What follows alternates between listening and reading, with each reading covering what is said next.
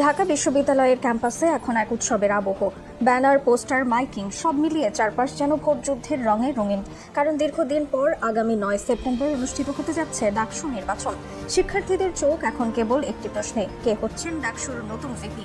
এবারের নির্বাচন ঘিরে আলোচনার কেন্দ্রবিন্দুতে রয়েছেন দুই প্রার্থী, ছাত্রদল সমর্থিত আবিদুল ইসলাম ও ছাত্র শিবির সমর্থিত সাদিক কায়েম। ক্যাম্পাসের আড্ডায়, করিডোরের চা স্টলে, এমনকি হলের বারান্দায়ও শোনা যাচ্ছে জোর গুঞ্জন। লড়াই হবে হাড্ডাহাড্ডি। এই নির্বাচনের উত্তাপে যুক্ত হয়েছে আরেক নাম, প্রবাসী অনুসন্ধানী সাংবাদিক ইলিয়াস হোসাইন। সামাজিক যোগাযোগ মাধ্যমে তিনি প্রকাশ্যে জানিয়েছেন তার সমর্থন সাদিক কায়েমের দিকেই।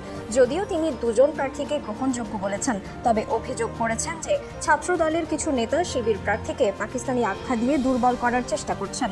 তার মতে এটি মূলত আওয়ামী লীগের বয়ান প্রতিষ্ঠারই কৌশল। ইলিয়াস লিখেছেন, স্বাধীনতার পর থেকেই প্রতিপক্ষকে পাকিস্তানি ট্যাগ দিয়ে আক্রমণ করার প্রবণতা চলে আসছে, কিন্তু আজকের বাংলাদেশে মানুষ নিজেদের কেবল বাংলাদেশি পরিচয়েই বিশ্বাসী। তাই পাকিস্তানি আখ্যা দিয়ে কাউকে ছোট করার চেষ্টা এখন অর্থহীন। তিনি আরও মন্তব্য করেছেন, পাকিস্তানের টেক আসলে ভারতীয় সফট আর্মস। যেই এটি ব্যবহার করবে তাকে ভারতীয় দালাল হিসেবেই দেখা হবে। তার দাবি, ছাত্রদল প্রমাণ করেছে তাদের ভিপি প্রার্থী ভারতপন্থী, তাই তিনি সাদিক কায়েমকে সমর্থন করছেন। শুধু ডাকসু নয়, ইলিয়াস দেশের জাতীয় রাজনীতি নিয়েও কথা বলেছেন। তার মতে বিএনপি যদি ভারত পাকিস্তান নাম ব্যবহার করে দেশকে বিভক্ত করার চেষ্টা করে, তবে তিনি পাকিস্তানের পক্ষেই থাকবেন। তিনি সতর্ক করেছেন, আওয়ামী লীগের অস্ত্র ধার করে কাউকে হারানো সম্ভব নয়। কারণ তার ভাষায় একজন ইলিয়াস হোসাইন, পিনাকি ভট্টাচার্য কিংবা কনক সরওয়ারি যথেষ্ট প্রতিরোধ গড়ে তুলতে।